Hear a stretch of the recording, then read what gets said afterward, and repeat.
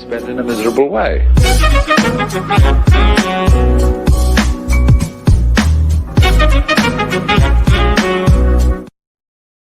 U.S. news leak calendars show how much Trump's ad hoc approach differs from his predecessors. That President Trump's private schedules, made public earlier this week, show a commander-in-chief with an unprecedented amount of free time, a sharp departure from predecessors who packed their days with back-to-back events.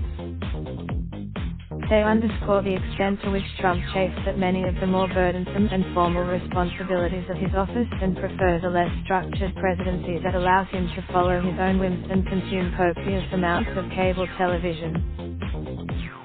He seems to be on top of the news cycle every day, but what he is doing administratively is a mystery, said Douglas Brinkley, a presidential historian who studied President Ronald Reagan's presidential diaries and edited a book based on them.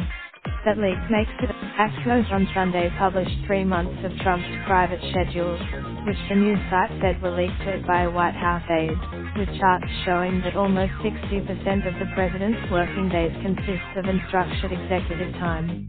Trump's earliest, a review of the schedules of recent former presidents released through their presidential libraries and interviews with historians highlight the degree to which Trump's past official schedule appears to be an anomaly.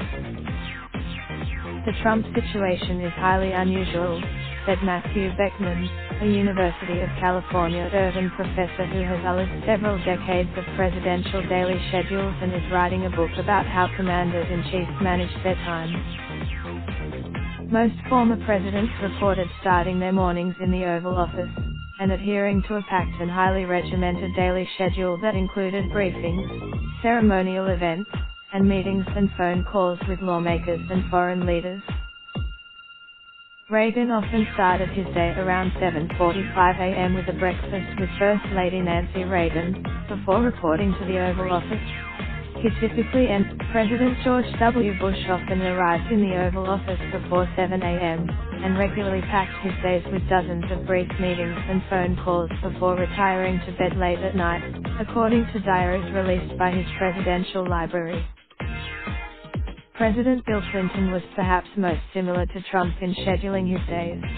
His President Jimmy Carter, whose schedules regularly show 16-hour working days, sought to cut down on the number of ceremonial events he attended, to devote more time to his policy goals.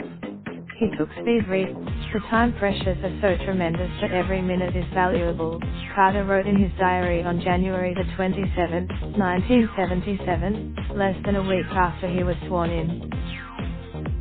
President Barack Obama's private schedules have yet to be released, but his aides said he often started his day early with exercise and intelligence briefings, and worked until dinner time, when he would join his family for a meal. Obama has said, not having a defined agenda can have reverberations beyond the Oval Office and throughout the West Wing, where the daily schedule is distributed widely among staffers, said Alyssa Mastromoco, Obama's deputy chief of staff. The president's schedule is an organizing mechanism for the West Wing, she said in an email. Senior staff. The White House defended Trump's use of unrestricted executive time, and said he often makes important calls and hosts meetings during time that is not listed on his private schedule. President Trump has a different leadership style than his predecessors, and the results speak for themselves, White House Press Secretary Sarah Sanders said in a statement. While he spends much, the leak itself was described by current and former officials as a massive betrayal, the latest sign that there are people working in the White House who are actively undermining the president. Madeleine Westerhout, the White House Director of Oval Office Operations, called the leak a disgraceful breach of trust. Former Trump aides who have written tell-all books or spoken publicly describe a president who is averse to the more structured and studious responsibilities of his office. He hated the intel briefings.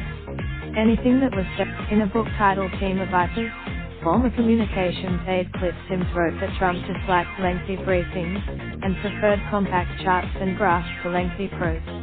The president once, Sims wrote that Trump's official schedule in the early months of his presidency was kind of a suggestion, more of a loose outline than something to which everyone paid close attention.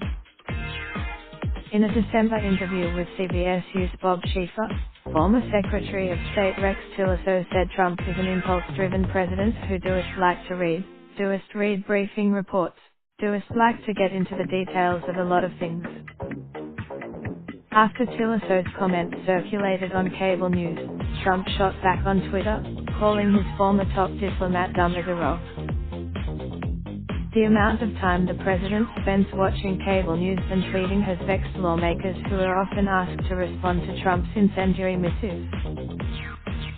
Even Republican lawmakers, including the top two Republicans in the Senate, have publicly called on Trump to tweet less.